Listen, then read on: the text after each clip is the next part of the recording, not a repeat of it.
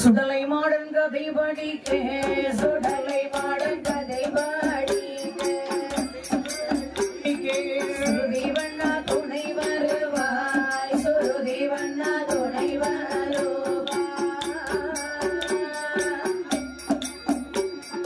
சுடலை modern கதை படிக்கே சுடலை modern கதை படிக்கே கதை படிக்கே சுருதி வண்ணா துணை வருவாய் சுருதி வண்ணா துணை வருவாய் சரபடிக்கோ எங்கள் நாவில் சரபடிக்கோ எங்கள் நாவில் சரஸ்வதியே குடியிருப்பாய் சரஸ்வதியே குடியிருப்பாய் சரபடிக்கோ எங்கள் நாவில் சரபடிக்கோ எங்கள் நாவில் சரஸ்வதியே குடியிருப்பாய் சரஸ்வதியே குடியிருப்பாய் சிவ சுப்பிரமணியபுரம் சிவ சுடலை சிவ சுப்பிரமணியபுரம் சிவ சுடலை சிவ சுடலை சிறப்புடனே கொலு வீரந்தா சிறப்புடனே கொலு வீரந்தா சிவ சுடலையானவரோ சிவ சுடலையானவரோ சிறப்புடனே கொலு வீரந்தா சிறப்புடனே கொலு வீரந்தா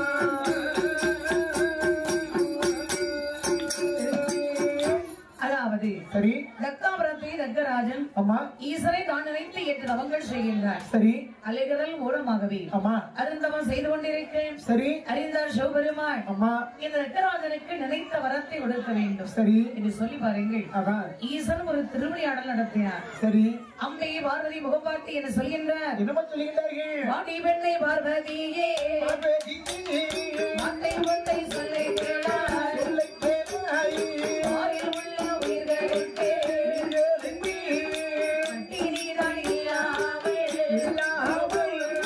பட்டினிதான் இல்லாமல் பணியிழந்து மாறே பெண்ணே பணியிழந்து வருமளவோ மாற கீழே கீழே நீங்கிருவார் பணியிழந்து வருமளவோ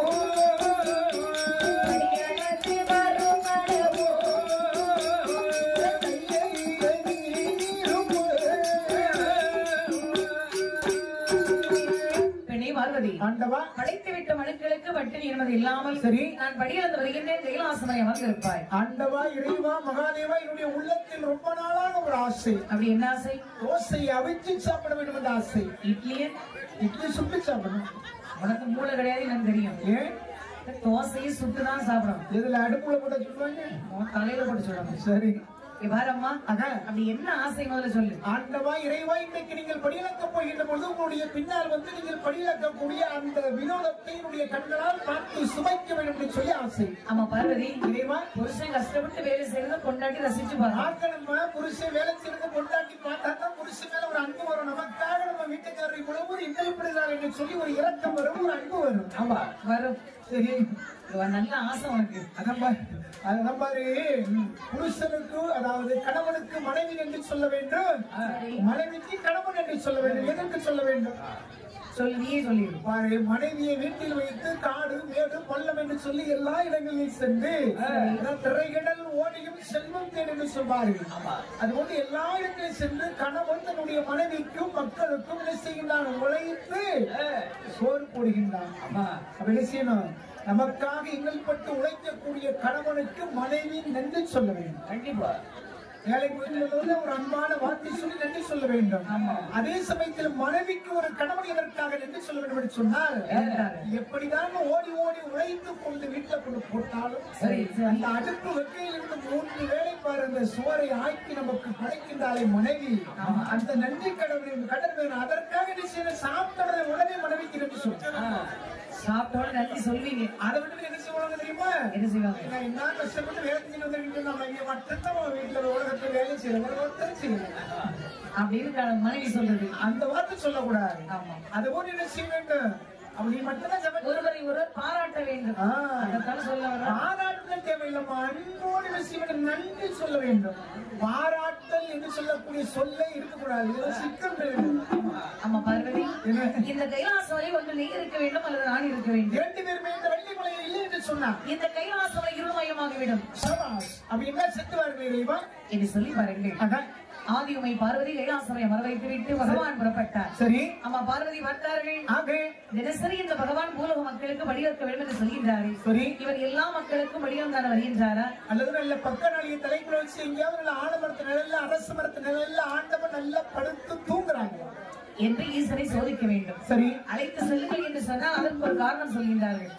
ஆகையினால் சரி, இந்த பகவானை சோதிக்க வேண்டுமை என்று அம்பிகை பார்வதி விஸ்வகர்மாச்சாரி வரவழைத்தார்கள். ஐயா விஸ்வகர்மாச்சாரி, சொல்லுங்கம்மா, தாங்கள் எனக்கு அழகான ஒரு சிறிய சிறு கூட செய்து கொடுக்க வேண்டும். அம்மா சொன்ன ஒரு கூட 1000 கூடு வேண்டாம் அப்படி கொண்டு செய்து இறைக்கிற மாட்டோம். 1000 வேண்டாம், ஒரே ஒரு சிமல் கூடு. மகிழ்ச்சி. எந்த மரத்துல செய்யணும்? என்ன மரத்துல செய்வீங்க? நல்ல வாழை மரத்துல செய்வோம். முருங்கை மரத்துல செய்வோம். முருங்கை மரத்துல உங்க சிசிய பிள்ளைதானே உங்களே மாதிரி இருக்கு. சரி, பாருங்க ஐயா, சிமிழ் கோடு உறுதியாக இருக்க வேண்டும். சரி, காஞ்சூர கட்டையில் கட்ட சிமிழ் உண்டு செய்தார்கள். அம்மா சொன்ன பிறகு நீங்க சொல்ற கட்டையை சிறப்பா செய்து கொடுக்கணும். என் அம்மா கேட்டவுடனே சரிதான் விஸ்வகர்மாச்சாரி காஞ்சூரை கம்பெடுத்து கட்ட சிமிழ் உண்டு செய்து சரி திருக்காணி போட்டிட்டு அம்மா கரத்தில் கொடுத்தார்கள். சரி, அம்மா வாங்கி மகிழ்ச்சி கொண்டார்கள். பகவானை சோதிக்க வேண்டும் என்று என்ன செய்தவர்கள்? என்ன செய்தார்கள்? சிறிய நல்ல சிற்றருமை, சிறிய நல்ல சிற்றருமை,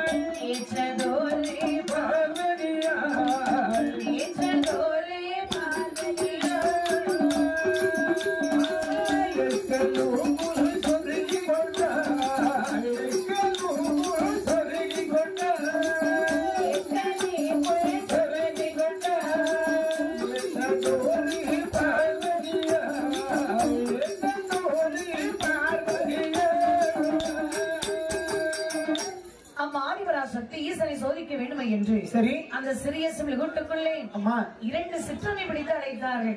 அம்மா 2 சிற்றெரும்பு அடைத்தாங்களே. என்ன எறும்பு அடைத்தாங்க தெரியுமா? என்ன எறும்பு? ஒரு மச்சா எறும்பு, ஒரு குழந்தை எறும்பு. பார்த்து பிடிச்சிட்டாங்க. எறும்புக்கும் முறை உண்டாங்க. அப்ப முறை இல்லாமல முட்டையிட்டு குஞ்சு பிடிக்கிறாங்க. எப்படி?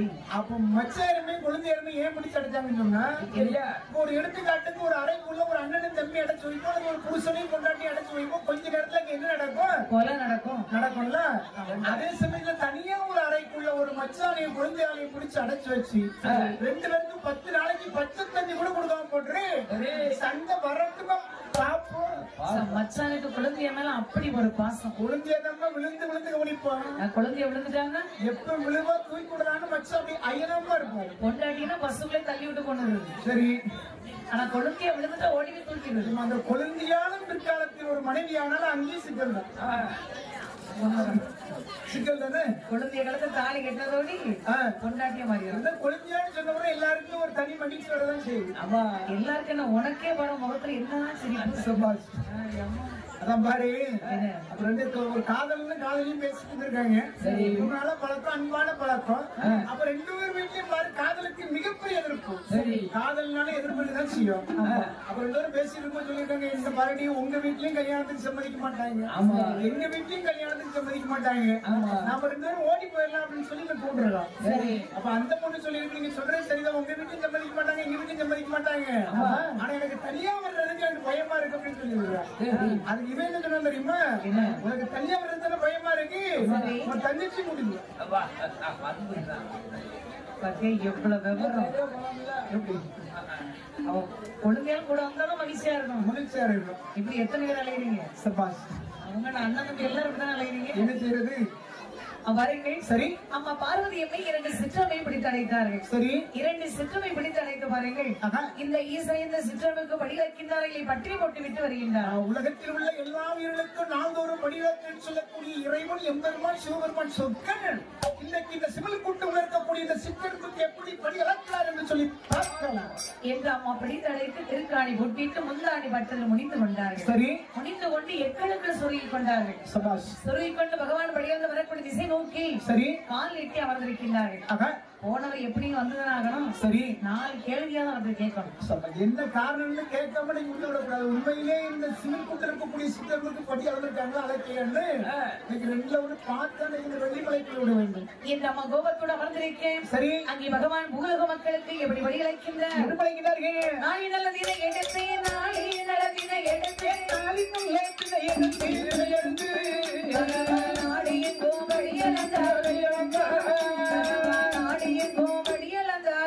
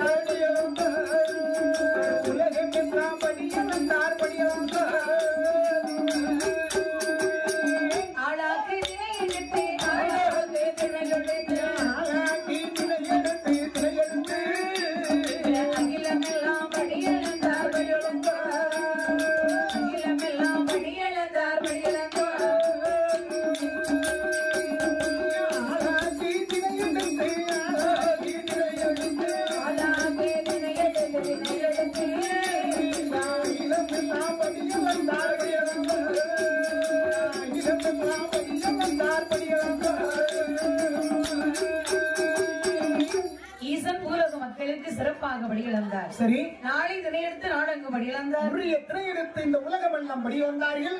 எறும்பு யானை முதல் 8000 ஜீவச்சந்துகளுக்கு கல்லில் இருக்கும் வேரை முதல் கருக்குள் இருக்கு சேய் வரைக்கும் படி இழந்தார். எல்லா மக்களுக்கும் படி இழந்து முடித்துவிட்டு சரி ஈசன் கைலாசமலைக்கு வருகின்றார்கள்.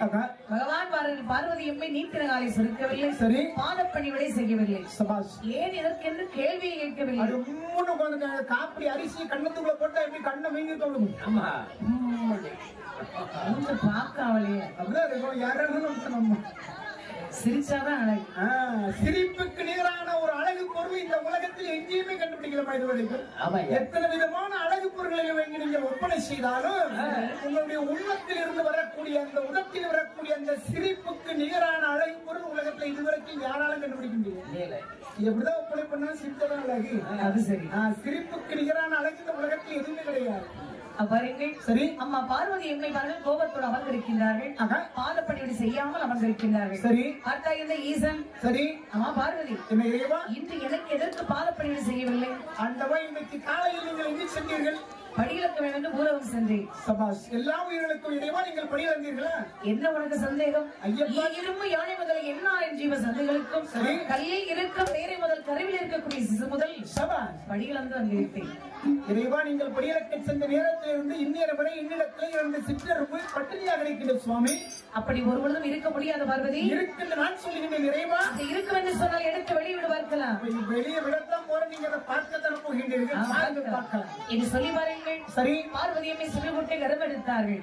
திருக்காணி கூட்ட வைத்து 2 சிற்றமை எடுத்து இலையில் விடுகின்றார்கள். சரி, அந்த 2 சிற்றமை எப்படி இருக்கின்றது? எப்படி இருக்கின்றது? சிற்றரம்பு வாய்த நீலே வாய்த நீலே வாய்த நீலே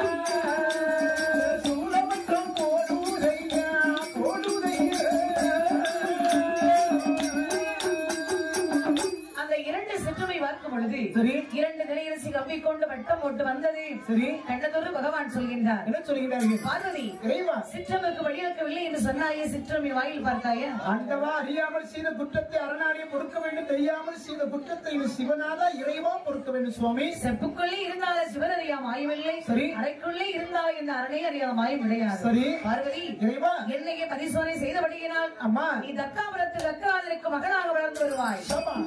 என்னை பிரிந்து 12 வருடம் அங்கு இருப்பாய். 12 ஆண்டுகளுக்கு பிறகு நான் உன்னை மனமுடிக்க வருவேன். ரொம்ப மகிழ்ச்சி. 12 வருஷமா நிம்மதியா இருக்கலாம். நீனே இப்படி சொன்ன வரைக்கும் நாங்க எப்படி சொல்ல உண்மைதான் பேசுவேன். அத சிரிப்புக்காக பெண்களை ஒரு சில இடங்கள் அப்படி குறைத்து சொன்ன சொல்லுவேன் தவிர பெண்கள் இல்லைன்னு சொன்னா இந்த உலகமே கிடையாது. இல்லையா அப்படி நினைச்சுக்கிட்டா சரிதான். மிகப்பெரிய ஆற்றல் உங்களிடத்துல இருக்கின்றது. அந்த ஆற்றலை உணரக்கூடிய அந்த நுட்பம் உங்களிடத்துல கிடையாது. அதெல்லாம் இருக்கு. அதெல்லாம் இல்லை. அப்படி இருந்தது என்று சொன்னால் உங்களுடைய ஆற்றலை நீங்கள் அறிந்தீர்கள் என்று சொன்னால் ஆண்கள் எல்லாம் இன்னைக்கு உங்களுக்கு அடிமை அம்மா. அந்த ஆற்றல் உங்களுக்கு வெளிப்பட்டு வரக்கூடிய வாய்ப்பு உங்களுக்கு தெரியும். யாருக்கு யாரும் அடிமை கிடையாது. சரி, அன்புக்கு தான் அடிமை. அன்புக்கு தான் அடிமை. என்ன சொல்ல வரேன்னா, இது ஆண்கள் சமுதாயம். நீ எடுத்துக்கொண்டா என்று சொன்னால் இன்னைக்கு இருக்கக்கூடிய எல்லா அமைப்புகளுமே ஆண்களை சேர்ந்தது. ஆமா, ஆண்களுடைய செருக்கு அதிகாரமிக்க அமைப்புகள். ஆனா அந்த அமைப்புகளை நீங்கள் சிக்கிக் கொண்டு தேடிக் கொண்டிருக்கின்றீர்கள். ஆனா உண்மையிலே இந்த அமைப்புகள் எல்லாம் பெண்களிடத்தில் சென்று சொன்னால் இந்த உலகம் அமைதியாக இருக்கும். அந்த அமைதியாக இருக்கக்கூடிய அந்த ஆற்றல் உங்களிடத்தில் இருக்கின்றது. அதை உங்களால் அறிய முடியவில்லை, புரிய முடியவில்லை. நாங்க நினைச்சா இந்த உலகத்தை அமைதியாக நீங்கள் அறிய வேண்டும். உங்களுடைய உள்ளத்தில் இருக்கக்கூடிய அந்த மிகப்பெரிய ஆற்றலை நீங்கள் என்னைக்கு அறிந்து கொண்டீர்களோ அன்றைக்கு நீங்க தான் அந்த உலகத்தை ஆளப் போகிறீர்கள். நீ முதல்ல வாயை மொழி சும்மா இரு, ஊரே அமைதியா தான். சரி, நீ இந்த சத்தம் மட்டும் அமைதியா இருக்க. பேசுறதுக்கு தான் இறைவன் என்ன செய்ய வாயை கொடுத்துருக்கா. அதுக்கு இப்படி அப்ப பேசுவானே அம்மா. இம்மா எதையுமே பாரு, உணர்வுபூர்வமாக உணர்ச்சி வசமாக உள்ளத்திற்கு பேசுகின்ற பொழுது நரம்பு புடைக்கும், கண்கள் தீவிரம். இத்தமொழியில வண்டியை ஸ்டார்ட் பண்ண உடனே வாய் ஸ்டார்ட் ஆயிடும். சரி, அங்க பேசுற பேச்சு சரி சிவசுப்பிரமணியபுரத்துல வந்தா நிற்கும். அன்று சொல்லக்கூடிய ஒவ்வொரு சொல்லும் உண்மையானது, இந்த உலகத்திற்கு தேவையானது, இந்த மானிட குலத்திற்கு அவசியமானது. அதை தெரிந்து கொள்ள வேண்டும். சரிப்பா, புரிஞ்சுச்சு. நீ இப்படிதான் பேசிட்டு எங்களுக்கு தெரிஞ்சிச்சு. அதனால இங்க பாட்டு அமைதியா இருந்துரும். சபாஷ், எதிர்த்து கேள்வி கேட்டு இன்னும் பேசிடுவாங்க. சரி, அதனால கேள்வியில உன் பாட்டு மெதுவா பொறுமையா பேசு. சரி, பாருங்கள் என்ன அம்மா பார்வதி அம்மை என்ன சாபத்தை ஏற்றுக்கொண்டார்கள். சரி ஏற்றுக்கொண்டு இருக்க சிவபெருமான் அம்மை ஆதி பராசக்தியை குழந்தையாக மாற்றி சரி ஒரு தங்க வெட்டகத்துக்குள் வைத்து அம்மா நீ சமுத்திரத்தில் விட்டார். அந்த தங்க வெட்டகமானது சரியா தக்கராஜன் அமர்ந்திருக்கக்கூடிய இடம் நோக்கி வருகின்றது. சரி நீ அழகாகவே அம்மா அலையில் மிதந்து கொண்டு வருகின்றது. சரி தக்கராஜன் பாருங்கள் அப்படி கண்களை இருக மூடி தவங்கள் செய்து கொண்டிருக்கின்றார். சரி அவன் கண்ணை திறந்து பார்க்கணும் சொன்னா குழந்தை சத்தம் கேட்க வேண்டும். ஏதாவது ஒரு ஓசை கேட்டால் மட்டுமே அவன் கண்களை வைத்து பார்ப்போம். அதற்காக தவம் இருக்கின்ற எல்லா ஓசைகளுக்கும் வெட்டி பார்க்க மாட்டான். ஆமா பாருங்கள் அதான் அம்மா பாருங்க ஆதி பராசக்தி அப்படியே சத்தமிட்டார்கள். சரி அப்படி அடித்த குழந்தை எப்படி அழுவோ சரி அதுபோல் கூச்சலிட்டு அழுதார்கள். ரொம்ப அழகா இருக்கும். அந்த குரலை கேட்கறதுக்கு ஒரு அழகா இருக்கும். குழந்தை அழுதுன்னா நீ கேட்டுட்டு குழல் இனிது யாழ் இனிது என்பதன் மக்கள் மழலை சொல் கேளாதவர். அப்ப குழலில் இருந்து வரக்கூடிய இசை மிக அழகு என்று சொல்வார்கள். யாழ் என்று சொல்லக்கூடிய இசைக்கருவியில் இருந்து வரக்கூடிய அந்த இசை ரொம்ப இனிமை என்று சொல்வார்கள். ஆனால் இவர்களெல்லாம் குழந்தையினுடைய குரலை கேட்காதவர்கள் என்று சொல்வார்கள். குழந்தை அழுதாலும் அழகுதான், சிரித்தாலும் அழகுதான், அது பேசினாலும் அழகுதான். அதை விட ஒரு அழகு இந்த உலகத்துல எதுவுமே கிடையாது. அப்ப குழந்தை அழுதுன்னு சொன்னா யாருமே வயிற்றுக்கு ஆகாரம் கொடுக்காங்க. சரி அப்படியே உட்கார்ந்து ரசிச்சு உண்மையிலேயே அந்த குழந்தை அழுவும் போது பாரு, அதை சுவைக்கணும். அதை உன்னிப்பாக நீ கவனித்து சுவைத்து பாரு. அது எவ்வளவு ஒரு அற்புதமான ஒரு படைப்பு இறைவனுடைய படைப்பு. அது சத்தம் போட்டு தொண்டெல்லாம் காஞ்சி சரி அதுக்கு பிறகுதான் தொண்டை காய்கிறதுக்கு நீங்க தான் காரணம். அது வயிறு பசியும் அழுவும். அப்ப என்ன செய்யணும்? ரசிக்கணுமோ வயிறு பசியில அதாவது அந்த பசியோடு அந்த குழந்தை அழுதாலும் அந்த அழக்கூடிய அந்த செய்தியை கை செய்ய கண்ணை பாரு. கண்ணன் கவலை இல்லாமல் உங்க அம்மா எல்லாம் ஒண்ணு அளவிட்டு வேடிக்கை பார்த்திருக்கணும். அப்ப தெரியும் உனக்கு அடிக்கடி வயிற்றுல அப்படியே ஆகாரம் ஊத்தி ஊத்தி சரி வளர்த்ததுனால உனக்கு வாயெல்லாம் கொழுப்பாய் போச்சு. எங்க அம்மா மகிழ்ச்சியா இருந்தாங்கம்மா. அப்படியா? நீ 3ஆவது பிறந்து சரி என்ன ஆச்சு? இப்போ ஒண்ணும் நடக்கல. உங்க அப்பா சீக்கிரம் அனுப்பிச்சுட்டா. எதுவுமே நடக்க வேண்டிய ஒண்ணு நடக்கல, எல்லாம் தானாக நடக்கும். நடக்கட்டும். சரி பாருங்கள் என்ன அழகாகவே அடித்த குழந்தை ஒன்று அழுதார்கள். ஆக நான் பாருங்கள் என்னமா எங்கதே குழந்தை சத்தம் காதில் கேட்டு குழந்தை சத்தம் காதில் கேட்டு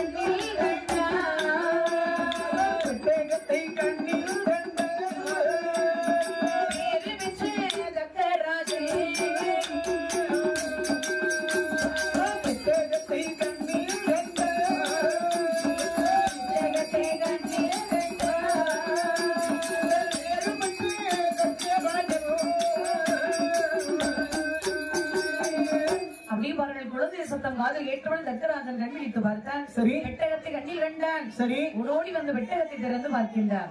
அழகான பெண் குழந்தை கண்ட போது சரி ஆனந்தம் கொண்டான் தக்கராஜன். பகவானே மகாதேவா, நான் கேட்டபடி சரி உங்கள் பக்கத்தில் அமர்ந்திருக்கக்கூடிய அம்பிகை பார்வதி எனக்கு குழந்தையாக கொடுத்து விட்டீர்கள். சரி குழந்தை வரமாக எனக்கு கொடுத்து விட்டீர்கள் அம்மா என்று அப்படி அழகாகவே குழந்தை எடுத்து கண்ணில் ஒற்றி சரி மனைவிடத்தில் கொண்டு ஓடி வருகின்ற சரிதான் பெண்ணே வேதவல்லி என்னங்க வரம்மா சொல்லுங்க. அந்த ஈஸ்வரனுக்கு தவங்கள் செய்தேன். சரி ஆதி பராசக்தி எனக்கு குழந்தையாக வரம் கொடுக்க வேண்டும் என்று கேட்டேன். அழகா கொடுத்துருக்காங்க ஈஸ்வரன். இல்ல ஆண்டவனை நோக்கி தவம் இருந்து அம்மை உமையவனே குழந்தையாக வர வேண்டும் என்று சொல்லி தவம் இருந்தீர்கள். ஆனா நீங்க குழந்தையோட வந்திருக்கீங்களா? அதை கேட்ட வர்ற வழியில எங்கேயாவது தோட்டக்காட்டுல தொட்டில கட்டி போட்ட பிள்ளை தெரியுங்களா? உங்க பரம்பரைக்கு திருட்டு புத்தி. சரி எங்களுக்கு அப்படி கிடையாது. சரி குழந்தை வந்து சமுத்திரத்திலே ஒரு பெட்டகத்தில் வந்தது. சரி வரமா என்னங்க எவ்வளவு அழகா இருக்கு பாத்தியா? கொண்டாங்க. ஏன் இது வரைக்கும் பிள்ளையே பார்த்தது இல்லையா? பாத்திருக்க இருந்தாலும் ரொம்ப அழகா இருக்குன்னு சொல்றீங்களா?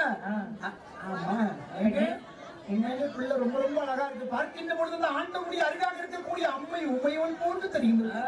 இது நம்முடைய குழந்தை. சரி இந்த குழந்தைக்கு பொருத்தமான பெயர் நாம சூட்ட வேண்டும். சரி இந்த குழந்தை அம்மா தக்கராஜனுக்கு மகள். ஆகினால் என் பிள்ளைக்கு தாட்சாயணி. இந்த அருமையான பொருத்தமான பெயர் நாம சொல்லி சரி அழகாக தக்காபுரத்தில் வளர்த்து வருகின்றார்கள். சரியா இந்த மகனாகிய தாட்சாயினி அம்மா எப்படி வளர்ந்து வருகின்றார்கள். அழுமொழி நல்ல மேனியுமாய் அழுதுமொழி நல்ல வண்ணமுமாய் வளர்பிறை நல்ல சந்திரனை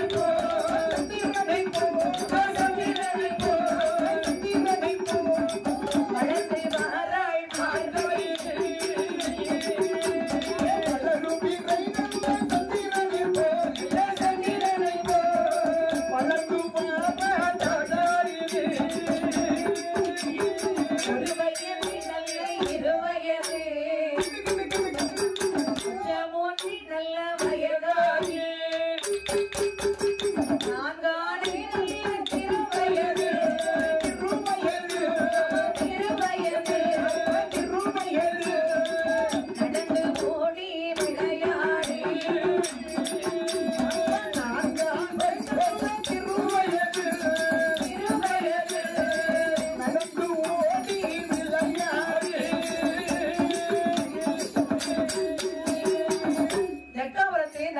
சிறப்பாக வளர்ந்து வருகின்றார்கள். சரி நாளும் ஒரு மீனியுமாய் பொழுது ஒரு வண்ணமுமாய் அம்மா வளரும் இறை சந்திரனை போல் வளர்ந்து வருகின்றார்கள். சரி அழகாக நடந்தோடி விளையாடினார்கள். அம்மா 5 வயதானது. சரி சிறந்த ஒரு கல்விதனை கற்றுக்கொண்டார்கள். எந்த பிள்ளையாவது இன்னைக்கு நடந்து ஓடி விளையாடுறது ஏன்பா இப்ப பாக்கலையே?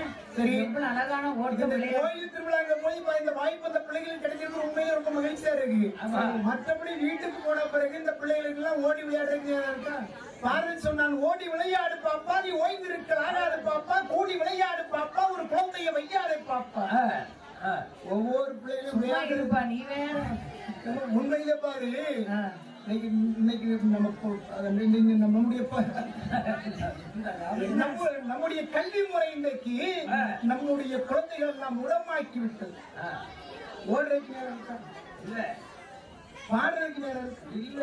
எங்க ஊரெல்லாம் பள்ளி பேருந்து சரியா எத்தனை மணிக்கு வருது? சரியா 6:30 வந்துடும். இப்ப 6:30 மணிக்கு பள்ளிக்கூடத்துக்கு போனோம்னா ஒரு பிள்ளைங்க எத்தனை மணிக்கு நம்ம முடிக்க வைக்கணும்? 4 மணிக்கு முடிக்கணும். தூக்கம் என்பது பாரு, அந்த ஒரு 4 மணி 5 மணிக்கு தான் நல்ல தூக்கம் வரும். அப்ப 4 மணிக்கு அந்த பிள்ளை எந்திரிக்க வச்சு அப்ப என்ன செய்யணும்? சரி குளிப்பாட்டணும். ஆமா அந்த குளிர்ல குளிக்க முடியுமா? இப்போ என்ன செய்யணும்? வெட்டி போடணும். 4 மணிக்கு எழுப்பின குத்திவிடும் குத்தி. ஆனா ஒரு நேரத்துல பள்ளி பேருந்தவருக்கு தூக்கம் எந்திரிங்க அங்க தூக்கிட்டு போய் அந்த அந்த குளிர்ந்த தண்ணி அந்த மேலத்துக்கு ஊத்துறேன் அடியை போட்டு குளிப்பாட்டி இங்க கூட்டிட்டு வந்த புருஷங்க தூக்கிட்டு இருப்பாரு விளக்கி சடத்துல ஒரே தூக்கம். அந்த பிள்ளைய கொஞ்சம் தலையில ஊத்தி விட வேண்டியதானே? அப்பா அப்பா வந்து ஆரம்பிச்சிடும். அப்பா டவுசர் போட, அம்மா மேல் சட்டையை மாட்டி விட, அதுக்கப்புறம் பேச்சத்துக்கு தோல்ல போடுறது. தோல்ல போட்டு விட்டுட்டு சாப்பாடு கொடுப்பாங்க. சாப்பாடு அந்த பிள்ளை சாப்பிடுமா காலைல 5:30 மணிக்கு அது இட்லி எதையாவது பிச்சு வச்சுட்டு வாங்கிட்டு அமுக்கு தின்னு கொஞ்சம் இந்த மாதிரி உருப்பிட்டு வாங்கிட்டு பானிபுரி நல்லா தின்னு அவன் வாய்க்கு வச்சு திணிக்கிறது. திணிக்கிறத விட பரவாயில்ல, இதை விட ஒரு கொடுமை தெரியுமா? சோறானாலும் சரி இட்லியா இருந்தாலும் சரி சின்ன பிள்ளைய வாய்க்கு எப்படி அள்ளி வச்சுட்டு தின்னு போன பாரு. இதே போல தொட்டு உலகத்துல எதுவுமே கிடையாது. அது பாத்துட்டு இருந்திருக்கா ஒரு அன்புப்பா. பிள்ளை நிறைய சாப்பிடணும்னு சொல்லிதான் அப்படி சாப்பாடு கொடுத்து செருப்பை மாட்டி சட்டையை மாட்டி இப்ப பிள்ளை இருக்கிறது நல்ல கிடையாது. 17 கிலோ பின்னால போடுற பயிருக்கு பாருங்க 37 கிலோ தூக்கி போட்டுறது. தூக்கி போட்டோம்னா எங்க பள்ளி பேருந்து பாரு ஒளி எழுந்த உடனே நாயை பிடிச்சு போட்டோம்னா காலையில 6 மணிக்கு பிள்ளைய தூக்கி பிடிச்சு உள்ள போட்டுருக்கு. அது பாருங்க உடஞ்சி போன சாலையெல்லாம் உருண்டு உருண்டு உருண்டு உருண்டு படாத பாடுபடுத்தி எங்க பள்ளிக்கூடத்துக்கு போறது.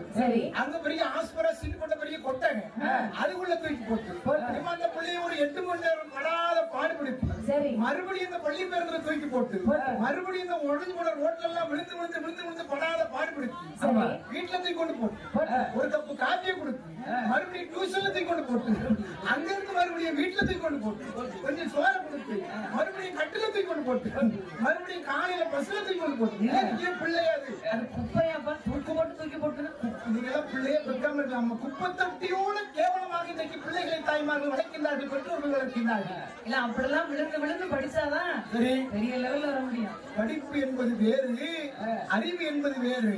அறிவும் இடத்துல இருக்கும், ஆலமரத்து வேற வேறு. இப்பதான் குழந்தை என்ன சந்தோஷமா இருக்கு. இந்த மகிழ்ச்சி இருக்காம நல்ல பாருங்க. பள்ளிக்கூடத்துக்கு போகும்போது எல்லாருமே நம்ம உணர்ந்திருப்போம். காலையில் நம்ம பள்ளிக்கூடத்துக்கு போகும்போது சாப்பிட்டுட்டு வீட்டுல இருந்து போகும்போது இந்த பையனே ஒரு 5 கிலோ இருக்கிற பையன் நமக்கு 20 கிலோ இருக்கிற மாதிரி தெரியும். உள்ள போகும்போது அப்படியே மனசுலாம் ரொம்ப வேதனையா இருக்கும்.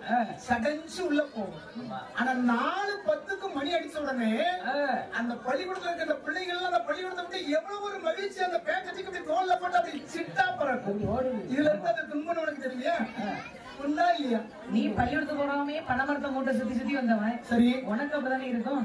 பள்ளிக்கூடத்துக்கு போகாம இருக்க போய் தான் இன்னைக்கு ஒவ்வொரு கோயிலையும் சென்று இறைவனுடைய புகழை தெளிவா படிச்சுட்டு எங்க உயிர் எடுத்து வந்திருக்கோம். சரி, பள்ளிக்கூடத்துக்கு போயிருந்தீங்கன்னா பள்ளிக்கூடத்துக்கு போயிருந்தா அதிகமான மதிப்பெண் வாங்கியிருப்பேன். ஒரு மருத்துவராயிருப்பேன். பல பேரை கொண்டு இருப்பேன். நீ கண்டிப்பா கொண்டு விடுவா. சும்மாயே கொள்ளுமையப்பா நீ. அழகாகவே இந்த ஆதியை பார்வதி தாட்சாயினி சிறப்பாக கல்விதனை கற்றார்கள். சரியா? கல்விதனை கற்று பாருங்கள். அம்மா பாருங்கள் 12 திருவயது ஆனது. சரி, பாவையவள் திருப்பிவிட்டாள். சரி, அப்படி பாருங்கள் பார்த்தா தக்கராஜன் மகளுக்கு சடங்களை செய்து முடித்தார். சரி, சடங்களை செய்து முடித்து பாருங்கள். அப்படி அழகாகவே அம்மா சேடி பெண்களை அமைத்து தனியாகவே அமர வைத்தார்கள். சரி, பார்த்தா தக்கராஜன் அம்மா நம்முடைய மகள் தாட்சாயினிக்கு சரி திருமண வயது வந்து விட்டது. சரி, உடனே திருமணம் முடித்து வைக்க வேண்டும். அம்மா மகள் மிகவும் அளவுடனே இருக்கின்றார். சரி, அவளுக்கு ஏற்ற மணவாளனை தேர்ந்தெடுக்க வேண்டும். சரி, அப்படி இருந்தால் பொருத்தமாக இருக்கும் என்று சொல்லி பறையடிக்க சொன்னார். சரி, அப்ப குருவை அரசே உடனே சென்று அவளை 55 தேசம் சென்று சரி என் மகளுக்கு சுயவரம் என்று பறையடித்து வா. அப்ப பறை சாத்தியவர்கள் பாருங்க எல்லா நாட்டிலையும் சென்று பறை சாத்தினார்கள். தர்க்கராஜனுடைய மகள் தாட்சாயினிக்கு சுயவரம் வைத்திருக்கின்றார்கள். அது கலந்து கொள்ளக்கூடிய இளவரசனுடைய கழுத்திலே அந்த அம்மா மாலை வீசக்கூடிய மாலையானது யாருடைய கழுத்தில் விழுகின்றதோ அவர்களுக்கு தாட்சாயினியை கட்டி கொடுக்கப்படும் என்று சொல்லி பாருங்க எல்லா நாட்டிலும் தூதுவர்கள் பறை சாத்தினார்கள். பறை சாற்றை ஏற்றவுடனே மன்னாதி மன்னர்கள் எப்படி வருகின்றார்கள்? எப்படி வருகின்றார்கள்? வன்றியாக குதிரை கட்டி குதிரை கட்டி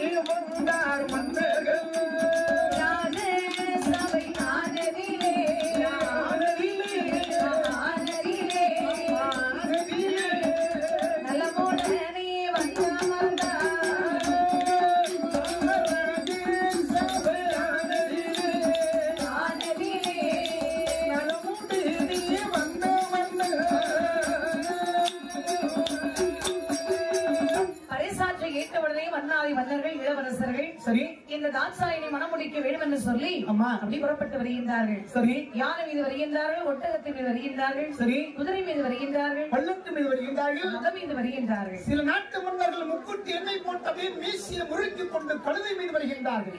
கழுதை மீனும் தம்பியும் ரொம்ப நல்லா இருக்கும். கழுதையில எந்த நாட்டு இளவரசர் வருவாங்க? குப்பமேட்டு கழுதை நினைச்சாங்க. கழுதைக்கும் குதிரைக்கும் பிறந்த கோவேரிக்கும் சரம். அப்படியா? அதுலயும் மன்னர்கள் வருகின்றார்கள். அம்மா இப்படி ஒவ்வொரு நாட்டு மன்னர்கள் வருகின்றார்கள் தக்காபுரத்தில். சரி, ராஜ சபையில் வந்து அமர்ந்திருக்கின்றார்கள். இப்படி அமர்ந்திருக்கு. சரி, அங்கே யார் பார்த்தார் பாருங்கள். யார் அம்மா இருந்தார்கள்? ஈசன் அறிந்தார். சரி, ஈசன் என் பெருமாள் அறிந்தார். இந்த தக்கராஜன் பாருங்கள் சரி செய்யக்கூடிய காரியத்தை அறிந்தார். சரி, தாட்சாயினிக்கு அம்மா சுயவர ஏற்பாடு நடந்து கொண்டிருக்கின்றது. சரி, நாம் மணமுடிக்க வேண்டிய பார்வதி இன்னொரு மணமுடிக்கலாமா? அறிவுகட்ட தர்க்கம் புத்தி கட்டு போய் நம்மளை அறியாமல் நம்மிடத்திலே உமையவனை குழந்தையாக வேண்டும் என்று சொல்லி தவமிருந்து பிள்ளையாக பெற்றுக்கொண்டு இந்த மானுடர்களுக்கு மணமுடித்து கொடுப்பதற்கு தர்க்கம் என்ன செய்கின்றார்? சுயவரம் நடத்துகின்றார். நாம் சென்று அந்த பார்வதியை மணமுடித்து வர வேண்டும். சரி என்று சொல்லி பாருங்கள். ஈசன் தக்காவரத்திற்கு செல்ல வேண்டும் என்று சொல்லி சரி எப்படி வருகின்றார் பாருங்கள். பண்டகாரே கோலத்தோடு பண்டகாரே கோலத்தோடு பண்டகாரே கோலத்தோடு பரமசிவன் அவர்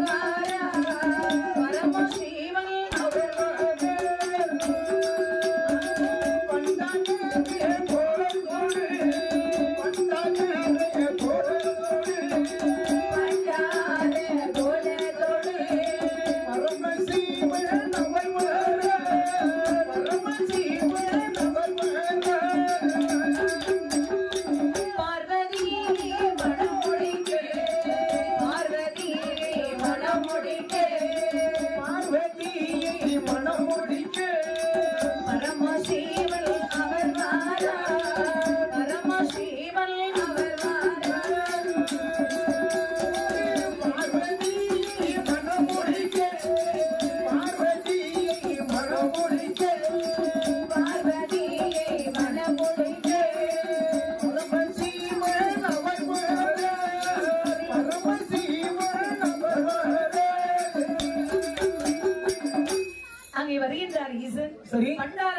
கொண்டு வருகின்றார். பார்வதி மணமொழிக்க வேண்டும் என்று சொல்லி ரத்னாபுரத்திலே சரி பண்டார கூட்டத்தோடு சென்று அமர்ந்தார் பரமசிவன். சரி அப்படி அமர்ந்திருக்கின்றார்கள். அம்மா பார்த்தா இந்த தக்கராஜன் ஆமா சரி பெண்களை என் மகனாய தாட்சாயி அலங்காரம் செய்து அழைத்து வாருங்கள். ஆகட்டும் அரசே என்று சொன்னவுடைய தாட்சாயி அலங்காரம் செய்து அழைத்து வந்தார்கள். சரி அங்கே அழகான ஒரு மணிமாலை எடுத்து அம்மா அம்மா கரத்தில் கொடுத்தார்கள். சரி என் மகளை தாட்சாயே என்ன உனக்கு பிடித்த சரி அங்கே இளவரசன் கழுத்திலே இந்த மாலை போட வேண்டும். அப்ப அம்மாவுக்கு யாரை பிடிக்கும்? ஆண்டவன் இறைவனை பிடிக்கும். ஆண்டவன் எங்க இருக்கின்றார்கள்? அந்த பண்டார கூட்டத்தோடு அமர்ந்திருக்கின்றார்கள். ஆமா எங்கேயாவது மிகப்பெரிய திருவிழா நடக்கிறது சொன்னால் இந்த சன்னியாசிகள் கூட்டம் இந்த பண்டாரங்கள் கூட்டம் ஒரு ஓரமாக அமர்ந்திருக்கும். மன்னாதி மன்னர்கள் அமர்ந்திருக்கக்கூடிய இந்த மாபெரும் சபையிலே இந்த பண்டாரத்தை அமர்ந்துவாங்களா? அப்ப அந்த பண்டார கூட்டத்தோடு பரமன் என் பெருமான் சிவபெருமான் சொற்கன் அமர்ந்திருக்கின்றார். இப்படியாகவே அம்மையான தாட்சாயினி மாலை எடுத்து சரி மகாதேவன் நினைத்து வீசினார்கள். ஈசனை தான் நினைத்து சரி மாலை வீசும்போது அந்த மாலையானது அம்மா சபையில் இருக்கக்கூடிய இளவரசர் இடத்திலே விழவில்லை. பண்டார கூட்டத்தில் அமர்ந்திருக்கக்கூடிய சரி பரமன் கழுத்தில் வந்து விழுந்தது. சபாஷ் கழுத்தில் வந்து விழுந்திருக்க கூட்டத்தில் அப்படியே மாலை தேடுறாங்க. சரி இளவரசர் கழுத்தில் எவர் கழுத்திலும் மாலை கிடையாது. சரி அப்படி பார்த்தாங்க இந்த மன்னன் அம்மா நீ வந்து அரசே இங்க இருக்கக்கூடிய இளவரசர் கழுத்தில் எவர் கழுத்திலும் மாலை இல்லை. சரி மாலை எங்கு சென்றிருக்கும்? அப்ப வெளியில் இருக்கக்கூடிய ஆண்டைய கழுத்தில் அவர் இருக்கிறார் பாருங்கள் சொன்னார்கள். அப்ப பாருங்கள் வேடிக்கை பார்க்க வந்தவர்கள், வண்டி ஓட்டி வந்தவர்கள், குதிரை ஓட்டி வந்தவர்கள், தேர் ஓட்டி வந்தவர்கள் இவர்கள் நின்று கொண்டிருக்கின்றார்கள். யாருடைய கழுத்திலையும் அம்மா வீசிய மாலை கிடையாது. கடைசியாக ஒரே ஒரு கூட்டம் பண்டார கூட்டம். சரி அங்கதான் போய் பார்க்க வேண்டும் என்று சொல்லி இந்த காவலர் வருகின்றார்கள். அங்கே வந்து பார்க்கும் பொழுது சரி பரமன் இடத்திலே மாலை இருக்கின்றது. ஆமா அப்படி காலுக்கு மேல கால் போட்டு உட்கார்ந்து சரி அப்படி அழகா பாடல் படிச்சுட்டு இருக்காரு. ஐயா வணக்கம். நான் தான் மாப்பிள்ளை. யார் மாப்பிள்ளை? மாலை ஏங்களுக்கு வந்திருக்கு. பண்டாரம் உமர் கழுத்துல மாலை விழுந்தா நீர் மாப்பிள்ளையா? காவலர்களே தவறு செய்யக்கூடாது. யாருடைய கழுத்தில் மாலை விழுகின்றது அவர்களுக்கு அவருடைய மகள் தாட்சாயினியை மணமுடித்து கொடுப்பதாக மன்னவன் சொல்லி இருக்கின்றார். ஆமா என்னை அழைத்துக் கொண்டு மனைவரையும் உட்கார வைக்கணும். மன்னனுக்கு வந்தது கோபம். சரி மந்திரி பார்த்து சும்மா இருக்கே அடிச்சு மாலை பறி அடித்து மாலை பறித்து சரி பண்டாரத்தை அடிச்சதுக்கு வெளியே போட்டாச்சு. சரி இனிமே எப்படி மாலை விழுந்து பார்ப்போம். அம்மா அங்கே சென்று விழுந்தார் பாருங்க. சரி ஈசன் பார்த்தா சிரித்துக் கொண்டே இருக்கின்றார். சரி எது நடந்தால் நடக்கட்டும் என்று அம்மா மாலை எடுத்து பாருங்கள். மறுபடியும் சரி தாட்சாயினி கையில கொடுக்க அம்மா மறுபடியும் அம்மா மாலை வீசுறாங்க. சரி அந்த மாலை மகாதேவன் கழுத்தில் வந்து விழுந்தது. சரி எல்லாம் தேடி பார்க்கறாங்க மாலையை காணல. சரி வெளியே வந்து பார்க்கும்போது பண்டாரத்தில் இருப்பதை கண்டார். அப்படியே மறுபடியும் மாப்பிளமாய் ஜம்புன பிறந்திருக்காரு. உடனே அரசு போய் சொன்னாங்க. அப்ப அரசு பார்த்தா இவன் பண்டாரம் கிடையாதுடா, இவன் பெரிய மலையாளத்து மன்னன் கட்டியா இருக்கும் போல மாந்திரவாதியாக இருக்கும் போல இருக்கு. அதனால இவனை நம்ம வெளியே விட்டோம்னு சொன்னா மாலை முடிய கடந்து தான் வரும். யாரும் காவலர்கள் ஐயா ஐயா இந்த பண்டாரத்தை குழி தோண்டி உள்ளே வைத்து மூடுகளை போட்டு கல்லறை கட்டுங்க அப்படின்னு சொல்லி பாருங்க. ஈசனை பிடித்து வந்து அப்படி பாருங்க கல்லறை கட்டுகின்றார்கள். சரி உள்ளே வைத்து அடைத்தார்கள். ஆமா இனிமே எப்படி மாலை விழுதுன்னு பார்ப்போம். சரி மறுபடியும் மாலை எடுத்து கல்லறை எப்படி உனக்கு மூளை உன் மூளையெல்லாம் அண்ணனுக்கு இருக்கிற அறிவுக்கு எனக்கு இருக்கிற வீரத்திற்கு எனக்கு இருக்கிற அழகுக்கு நான் எங்க இருக்கணும்? பாளையம் கொண்ட சிறையில இருக்கணும். கூடி சீக்கிரம் அங்கதான் போவானி உன்னை கொலை பண்ணிட்டு தான் போவோம். நான் இருக்கிறது உனக்கு வடிவேல் மாதிரி காவல்துறை வண்டியில ஏறி நான் ஜெயிலுக்கு போறேன் அங்க இருந்து மிதிச்சு தள்ளிடுவாங்க. தப்பு பண்ணினால் மட்டும்தான் போவோம். அதுக்கு என்ன கொண்டுட்டு போடுவாங்க? அம்மா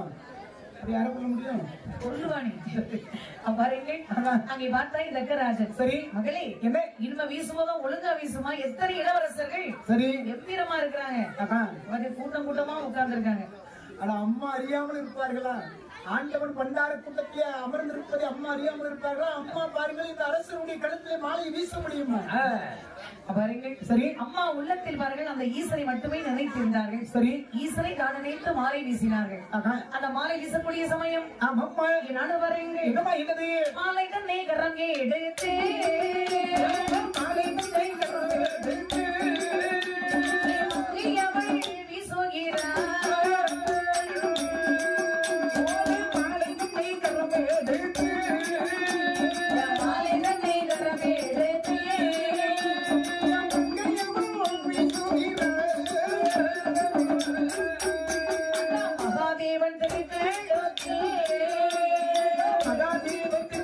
வீசுகிறார்.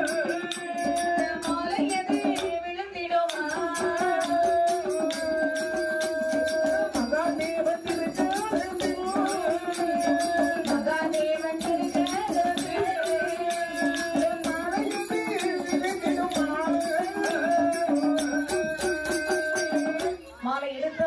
மகாதேவன் நினைத்து வீசினார்கள். சரி. அந்த மாலை அதிவிரைவாக வந்து அம்மா கல்லறைக்குள் இருந்ததோரை கரை கண்ட மகாதேவன் கழுத்தில் வந்து விழுந்தது. சரி. இங்க சபையில எல்லாம் தேடுறாங்க, மாலை காணவில்லை. எங்கு சென்றிருக்கோம்? ஏய், என்ன கல்லறை உடைச்சு பாரு. ஒரு சமயம் இந்த பொல்லாத பண்டாரம் உள்ளுக்குள்ள மந்திரத்தை போட்டு மாலை எழுந்திருப்பாண்டா. ஆமாப்பா, இது சொல்லி பாருங்கள். சரி. அதிவிரைவாக வந்து கல்லறை உடைத்து வாக்கின்றார்கள். அம்மா மாலையானது மகாதேவன் கழுத்தில் இருக்கின்றது. சரி. அப்படி அங்கேயும் பாருங்க, அவளை தோரணையா உட்கார்ந்துருக்காங்க. எல்லா இளவரசரும் பார்த்தார்கள். சரி. இது என்னடா கொடுமை? அம்மா ஒரு முறை எல்லாம், 2 முறை எல்லாம், 3 முறை மாலை வீசிருக்கின்றார் தாட்சாயினி. அவ 3 முறையும் இந்த பண்டாங்கலத்துல தான் விழுந்துரு. அவ இதற்கு மேல நம்ம கழுத்துல மாலை விழுந்து சொல்லி நாம் இந்த அவையிலே அமர்ந்திருந்தபடி சொன்னால் பொல்லாத பண்டாரம் கால் போட்டும் கை போட்டும் செய்வன வச்சு வேண்டாம், கண்டிப்பா ஏற்றுக்கிடுவோம். அதனால இந்த பொண்ணு நமக்கு தேவையில்லை, இந்த ஊரு நமக்கு தேவையில்லை, இந்த நாடு நமக்கு தேவையில்லை. எங்கே போ, நம்ம நாட்டுக்கு போ. இது சொல்லி எல்லா நாட்டு இளவரசும் சென்று விட்டார்கள். சரி. பார்த்தான் தக்கராஜன். அம்மா இவருக்கு அவமானம் சொல்ல முடியாது. சரி. என்னடா சோதனை இது? இனிமேல் மகளுக்கு என்று சொல்லியவர் ஏற்பாடு நடத்த முடியுமா? சரி. பண்டாங்கலத்துல மாலை விழுந்து விட்டது. சரி. அப்படி என்றால் அம்மா மகளுக்கு அம்மா இந்த பண்டாரம் தான் மாப்பிள்ளை. வந்திருக்க மன்னர்கள் எல்லாம் சொல்லிட்டாங்க, இந்த பண்டாரத்துக்கே உங்களுடைய மகளை நீங்கள் கட்டி கொடுங்கள் அரசே. இந்த மாறுபட்டு நீங்கள் யாருக்காவது நீங்கள் கட்டி கொடுக்க வேண்டும் சொல்லி நினைத்தால் உங்களுக்கு தான் சிக்கல் என்று சொல்லிவிட்டார்கள். சரி. என்ன செய்வது? வேறு வழி இல்லாமல் ஏற்றுக்கொண்டார். சரி. சரி, என்ன செய்வது? பண்டாரம் நமக்கு மருமகன் இருந்தாலும் இந்த பண்டாரத்தை அரண்மனை விட்டு வெளியே அனுப்பக்கூடாது. சரி. இங்குதான் அமர வைக்க வேண்டும். வெளியே போனான்னு சொன்னா நமக்கு தான் கேவலம். கேவலம். சரி. இது சொல்லி பாருங்க. அப்படியே மருமகனை அழைத்தார். அம்மா பண்டாரம்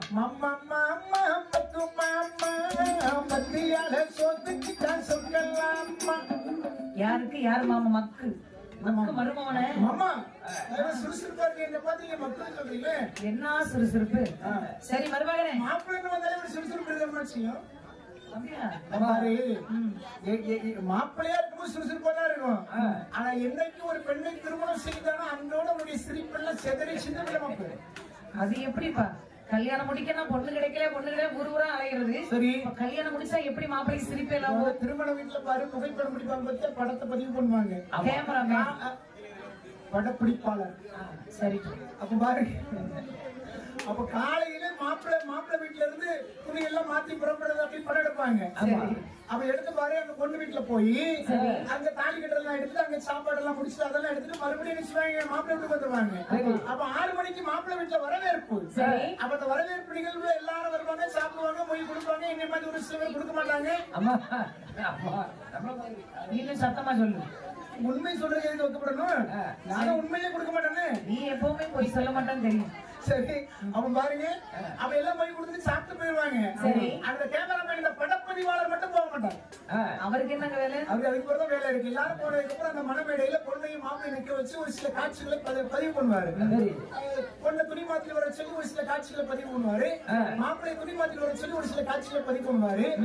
பதிவு பண்ணிட்டு அதுக்கப்புறம் அந்த மாப்பிள்ளையை பார்த்து அந்த படப்பதிவாளர் சொல்வாரு, மாப்பிள்ளை உங்க பைப் மேல அப்படி லேசா கை வைங்க. கை போயிட்டு பைப்பா நல்ல தண்ணி வைப்பா, உப்பு தண்ணி வைப்பா. இல்ல, உங்க ஒய்ஃப் மேல அப்படி லேசா கை வைங்க. அப்படியே லேசா கை வைப்பாரு. அப்படி ஒரு படத்தை பதிவு காட்சி பதிவு பண்ணி விடுவாங்க. சரி. அடுத்த பொண்ணுகிட்ட தெரியுமா, சஸ்பெண்ட் மேல லேசா அப்படி கை வைங்க. சஸ்பெண்டா? கொஞ்ச நாள் கழிச்சு செட் பண்ணுங்க. அப்படின்னு அந்த அம்மா கை வச்ச உடனே அது ஒரு காட்சியாக பதிவு பண்ணிடுவாங்க. அடுத்ததாக இந்த மாப்பிள்ளையை தனியா நிக்க வச்சு மாப்பிள்ளை அப்படி லேசா பொண்ணு சிரிச்ச மாதிரி ஒரு காட்சி கொடுங்க அப்படிம்பாங்க. அப்ப காலையில 3 மணிக்கு இருந்த மனுஷன் 10:30 மணி ஆச்சு, 11 மணி ஆச்சு, சிரிப்பு வருமா? உடல்லாம் சோர்வுல சிரிப்பு வராது. அவ சிரிச்சு பாப்பாரு, சிரிப்பு வராது. மாப்பிள்ளை லேசா சிரிங்க வராது. அப்புறம் பாருங்க, நீங்க வில்ல வீரப்ப மாதிரி ஒண்ணு சிரிக்க வேண்டாம், லேசா சிரிக்க போன அப்படிம்பாரு. ஆனா இவர் முயற்சி பண்ணி பாப்பாரு, வராது. உடனே படப்பிடிப்பாளர் என்ன சொல்ற தெரியுமா, மாப்பிள்ளை மறுபடியும் ஏன் உங்களை சிரிங்கன்னு சொல்றேன்னு சொன்னா, உங்க வாழ்க்கையில நீங்க சிரிக்க போற கடைசி சிரிப்பு தான். நீங்க வாழ்க்கையில நீங்க சிரிக்க முடியாது, அப்பவும் பாத்துக்கலாம். அப்ப கல்யாணத்து பிறகு மாப்பிள்ளை சிரிக்கவே மாட்டாங்க. உண்மைதானே? எங்களுக்கு தான் சிரிப்பு போகும். சரி.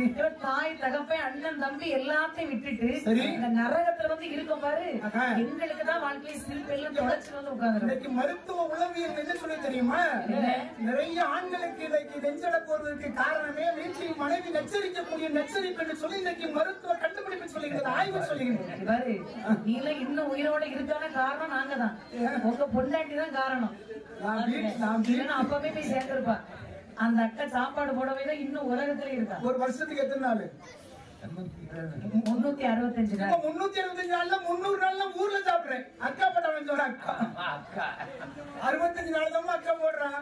300 நாள் ஊர்ல தான் சாப்பிடுறேன். அது சரிதான்ப்பா. ஊர் சாப்பாடு அக்கா சாப்பாடு இல்லப்பா, அவங்க கையால சாப்பிட்டுதானே ஆகணும். சரி, அதான் சொல்ல பரவாயில்ல. சரி, இதனால நாங்க இருக்க போய் தான் உங்களுக்கு இந்த உயிரே இருக்கு. சரி, அது உண்மைதான். இல்லைன்னு சொல்ல முடியுமா? எவ்வளவுதான் கணவனை மனைவி திட்டினாலும் சரி, வெறுத்தாலும், ஆனா கணவனுக்கு ஒன்று வந்து விட்டால் உடனே தன்னுடைய உள்ளமெல்லாம் உடனே மாறிடும். கணவனுக்கு ஒன்று என்று சொன்னால் மனைவிதான் கேட்பாள். ஒருவனுக்கு மனைவி என்று சொன்னால் அந்த ஊரில் உள்ள நாய் கூட அவனை என்று கேட்காள். கேட்க மனைவியினுடைய அருமையை புரிந்து கொள்ளுங்க.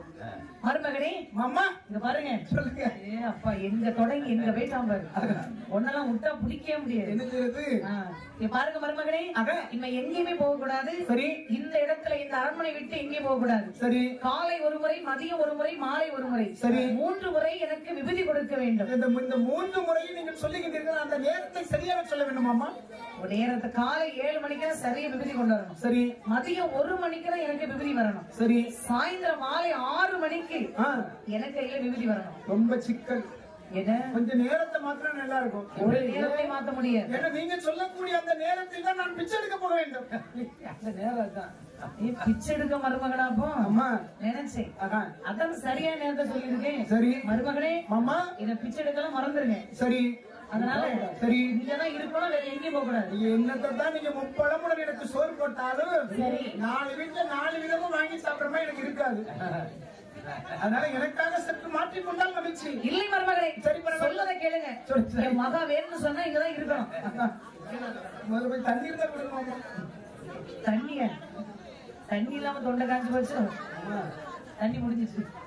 வரங்கள் ஈசன் வரங்கள் சரி என்று சம்மதித்து சரி இலகாக அமர்ந்திருக்கிற அரண்மனையிலே இப்படியாகவே பாருங்கள், பொறுமையாக இருக்கின்ற காலம் வரும்போது கைலாசமலைக்கு செல்ல வேண்டும் என்று சொல்லி ஈசன் அமர்ந்திருக்கேன். சரி, அங்கே பாருங்கள் என்ன நடக்கின்றது? என்ன நடக்கின்றது? 60 வருடம் சென்றார், 60 வருடம் சென்றார், அழகுடைய சபைதனிலே, அழகுடைய சபைதனிலே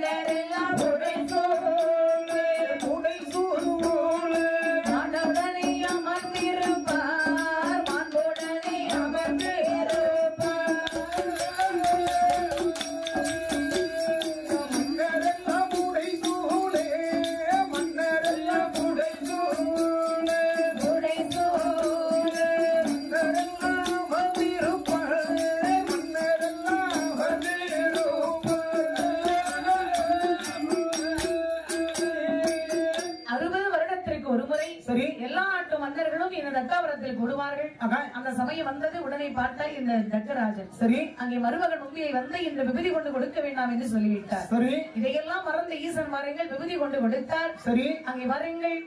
அங்கே மருமகனை பார்த்த உடனே தகாத வார்த்தை பேசினார். சரி, சபை விட்டு வெளியே செல்லும் என்று சொல்லி தக்கராஜன் கோபத்தோடு உரைத்தார். உடனே தன்னுடைய மனைவியாகப்பட்ட காட்சியாயினி உண்மையவளை கையில பிடித்துக் கொண்டு காலை வாகனத்தை வரவழைத்தார். வாகனத்தில் ஏறி வெள்ளி மலையிலே சென்று மறந்தார்கள். அங்கே சென்றவர்கள் சக்தியை சிவரமாகவே சிறப்புடனே அரசிருந்தார்கள். சரி, தக்கராஜன் இந்த மாலையிலே இந்த ஆண்டி பண்டாரம் இந்த ஈசன் நம் மகளை அழைத்து சென்று விட்டார். சரி, விடக்கூடாது. அம்மா, இன்னும் அந்த ஈசனை நாம் சங்காரம் செய்ய வேண்டும். சரி, அந்த ஈசனை கொன்று அம்மா இன்னொரு ஈசனை அதிலே அமர வைக்க வேண்டும். சரி, இந்த உலகத்தை நாமே அரசாள வேண்டும் என்று சொல்லி பாருங்கள். தக்காவரத்து தக்கராஜன் சரி சங்கார வேள்வி நடத்தினார். சரி, சங்கார வேள்வி நடத்தினான் பாருங்கள். நாரத மகாமுனி அறிந்து பாருங்கள். தக்கத்தை தக்க ஆண்டவனை உன்னால் ஒன்று செய்ய முடியாது, இந்த யாகத்தை நிறுத்தி என்று சொன்னார்.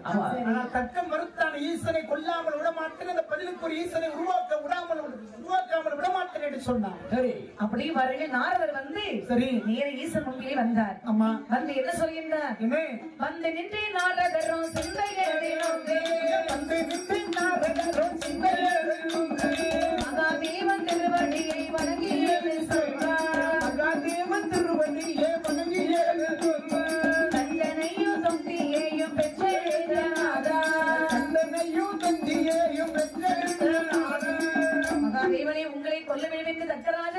வழி நடத்துகின்றார். சரி என்று சொன்ன உடனே அம்மா பார்வதி பார்த்தார்கள். சரி தந்தையை சென்று பார்த்து வரி என்று சொல்லி புறப்பட்டார்கள். சரி நேரி வந்தார்கள். தந்தை என்று சொல்லி வணங்கி நிற்க தக்கன் ஏறிட்டு பார்க்கவில்லை.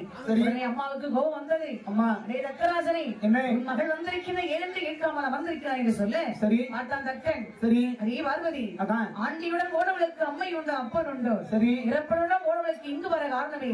சரி இது சொன்ன உடனே அம்மாவுக்கு கோபம் வந்தது. அம்மா அதே தக்கராஜனை, ஆண்டி என்று சொன்னது அழியும் தக்க உன் வாழ்வு. சரி இறப்பன் என்று சொன்னது இனி அழிய போகும் வாழ்வு. அம்மா இதே வேலையை இறந்து பிறப்பாயடா. இது சாபத்தை கொடுத்து வந்து இறைவனத்திலே சொன்னார்கள். இறைவா அந்த தக்கன் எக்கெடுத்து போனாலும் பரவாயில்லை அவருடைய தலையர்கள் என்று சொன்னவரை ஆண்டவன் சினம் கொண்டார். அவருடைய வேர்வை குழியில் இருந்து வேர்வை புத்திரன் என்று ஒரு வீரன் பிறந்தான். வேர்வை புத்திரன் புறப்பட்டு சென்ற தக்காபுரத்தை சென்று சரி தக்கனுடைய தலை எரித்தான். வேதவல்லி தலை எரித்தான். சரி வேள்வி குழியை போட்டு தக்காபுரத்தை தவிடு பொடியாக்கினான். பார்த்து அம்மை உமையவள் ஆண்டவனத்தில் இறைவனுடைய தாயும் தந்தையும் உயிரோடு வர வேண்டும் அதற்கு நீங்கள் அறிவுரிய வேண்டும் என்று சொன்ன உடனே ஆண்டவர் சொன்னார் வேர்வை புத்திரனிடத்திலே வேர்வை புத்திர வடமுகமாக சென்று வடக்கே தலை வைத்து வடுத்திருங்க உறங்கக்கூடிய மிருகத்தினுடைய தலையை வெட்டிவா என்று சொன்ன உடனே சரி அங்கே ஒரு ஆடினுடைய தலையெடுத்தான். அம்மா அது உடனே மறை ஆட்டினுடைய மாடு தலையெடுத்து ஆடு தலையெடுத்து சரி ஈஸ்வரனை முன்பில் கொண்டு வைத்தார். பாருங்கள் அந்த மாட்டு தலையை தக்கனுடைய அந்த உடம்பை ஒட்ட வைத்தார்கள். ஆட்டு தலையை இந்த வேதவழியினுடைய உடம்பை ஒட்ட வைத்தார்கள். இரண்டு பேரும் உயிர் பெற்று வந்தார்கள். வெள்ளிமலைக்கு வந்தார்கள். அங்கு இருக்கக்கூடிய தேவாதி தேவுக்கள் எல்லாம் ஆடு வருகின்றது மாடு வருகிறது சொல்லி என்ன செய்தார்கள்? கேலி செய்தார்கள். தக்கன் இறைவனிடத்தில் வந்து இறைவா இந்த மாற்று மாற வேண்டும், அதற்கு மறுபிறவி கொடுக்க வேண்டும் என்று சொல்லி தக்கன் மனைவி இருக்க சரி அப்போது வருங்கள் மறுபடியும் பிறக்க வேண்டும். சரி வேள்வியை பிறக்க வேண்டும். அக்னி பிறந்து வந்தால் சரி இந்த மாட்டு தலை உனக்கு மாறும் என்று சொன்ன உடனே சரி சரி என்று பாருங்கள். சரியாக குருசுவாமி அழைத்து வந்தார்கள். அந்த வேள்வியை வளர்க்கின்றார்கள். சரி வேள்வி வளர்ந்து வருகின்ற பாருங்கள். வானம் மட்டும் பூமி மட்டும் வளர்ந்து வரும் வேள்வியிலே குருசுவாமி போட்டாரே வேள்வியிலே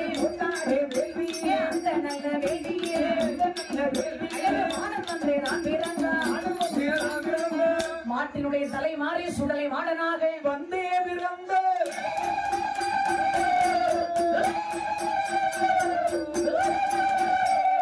சுடலை மாட என சுடலையும் ஒன்றேனோ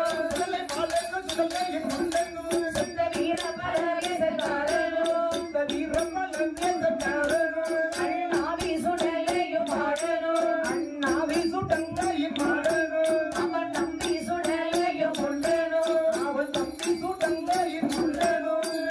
அங்கே வரிசையாகவே 21 மாடன்மார் வந்து பிறந்தார்கள். சரி அங்கே முதல் முறையாக பிறந்த சுடலை மாடன் வந்து பிறந்தார். சரி சிறப்பாக 21 பேர்கள் வந்து சரி வேண்டிய பிறந்த ஆதாய் போடுகின்றார்கள். சரி இந்த குருசுவாமி அழைத்தார். அப்பா சுடலை மாடா அக்கினை வெளிவிட்டு வெளியே வா சரி என்று சொன்ன உடனே அம்மா அனைவரும் ஆதாய் போட்டுக்கொண்டு ஈஸ்வரனுடைய முன்பு வந்தார்கள். சரி ஈஸ்வரத்தில் வேண்டி வரமதை வச்சார்கள். பகவானை எனக்கு கொல்ல வரம் வெல்ல வரம் ஒடுக்க வரம் அழிக்க வரம் சரி மாந்திரவாதி கொல்ல வர வேண்டும். சரி அங்கே அழகாக செந்தூர் வதியிலே எனக்கு கொடிமரத்திலே திரு செந்தூர் வதி எனக்கு ஒரு வழிபாடு வேண்டும். சரி தந்தை என்று சொல்லி வாருங்கள். சரி வேண்டிய வரம் அதை வெற்றுக்கொண்டு அம்மா இந்த சுடலை மாடன் வாருங்கள். சரி கைலாச மலை கடந்து புறப்பட்டார். கைலாச மலை கடந்து கண்ணனை திருமகனா மாயாண்டி சிவசுடலை சம்போடா கரைதனிலே நானே வந்தா சுடலை மாடன் மாந்திரவாதி கருவருத்து ஆராரே மாயாண்டி உண்மை தாங்கயமதியே பூமியினாய் தொழிலை மாறும். தப்பு இசை கலைஞர்கள் விரைவாக ஆலயத்தின் முன்பாக வரும்படி உங்கள் அழைக்கின்றார்கள். தப்பட்டை இசை கலைஞர்கள் விரைவாக உடனே திருக்கோவில் முன்பாக உங்களுடைய பணியினை செய்வதற்கு வரும்படி உங்களை நிர்வாகத்தின் சார்பாக அழைக்கின்றார்கள்.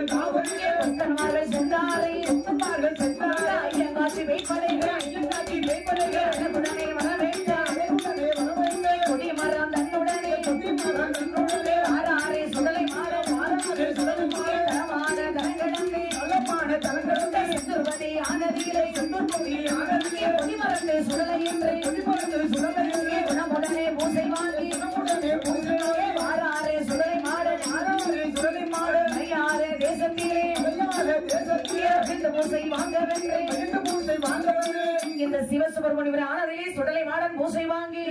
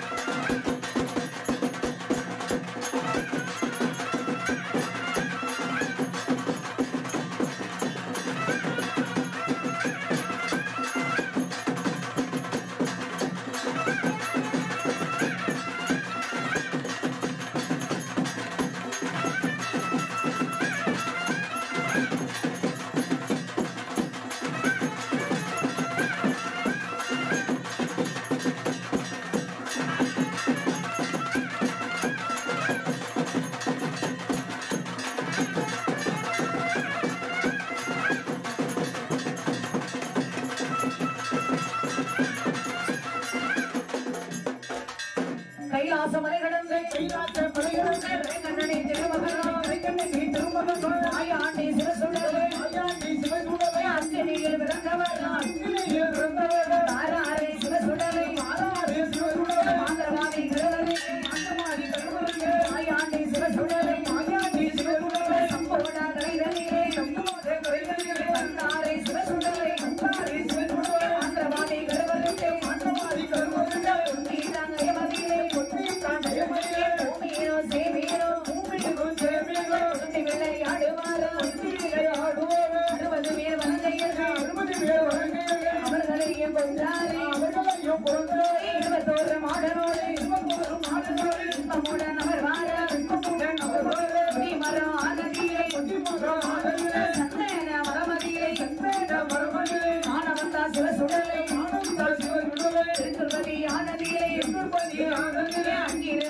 கொத்தன்மார்கள் கொடிமரம் வெட்ட வென்று கொத்தன்மார்கள் அவர் வார ஆகாட்சி மலைதனிலே அந்தாரே கொத்தன்மார்கள் அந்தாரே சிவசுடலை அண்டகாசம் செய்யுகிறார் ஆதாரி போடுகிறார் அறம் வெட்ட முடியாமல் அங்கு வந்த கொத்தன்மார்கள் சுரிமுத்தையன் காவதியிலே சோலை கொலை செல்லுவாரா அன்னாரி ஒளிமுத்தையில் ஐயங்காட்சி வைப்படைகள் அழகுடனே நான் வரவே மாயாண்டி சிவசுடலை மரக்கடியில் நான் இறைந்தேன் மரக்கடையும் தான வெட்டி வண்டியிலே தான் ஏற்றி உடனே விடுவாரார் குடிமரம் தன்னுடனே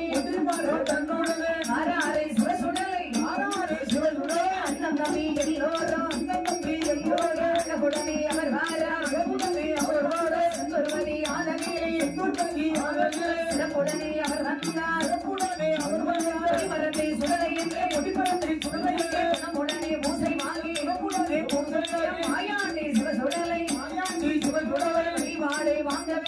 வழிபாடு வாங்கவென்று ஆறாரி நன்னதிலே நல்ல நல்ல குதிரையிலே வீரமுடன் அவர் வாரார் ஈச்சருவாகரம் எடுத்து ஆறாரி சிவசுடலை செந்துருவதை தான் கடந்து தலைமைபுறம் வழியாக ஆயமொழி பாதையாக அக்கங்குளம் வழியாக ஆனைவாரா சிவசுடலை